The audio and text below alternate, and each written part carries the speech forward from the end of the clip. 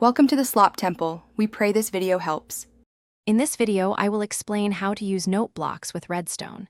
Note blocks are fantastic for adding musical elements to your builds. When a note block receives a redstone signal, it produces a sound. The type of sound depends on the block directly beneath it. Simply place a note block, then connect it to a redstone power source like a lever or button. This basic setup is your first step to creating amazing in-game music. The instrument sound a note block makes is determined by the material directly below it. For example, placing a wooden block underneath will give you a bass drum sound. If you use stone, you'll hear a bass guitar. Glass blocks produce a sharp click, while sand or gravel blocks create a snare drum effect.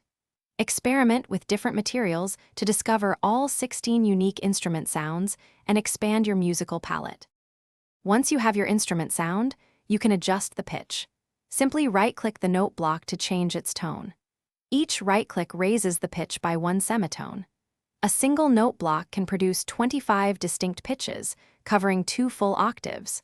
This wide range allows you to create intricate melodies and harmonies, bringing your musical compositions to life with precision and variety. To create more complex musical pieces, you'll need redstone circuits.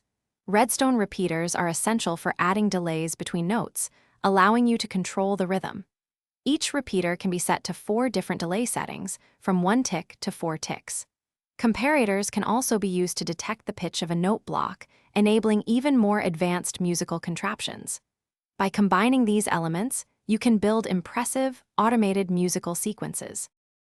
Thanks for watching. Consider subscribing if we helped you.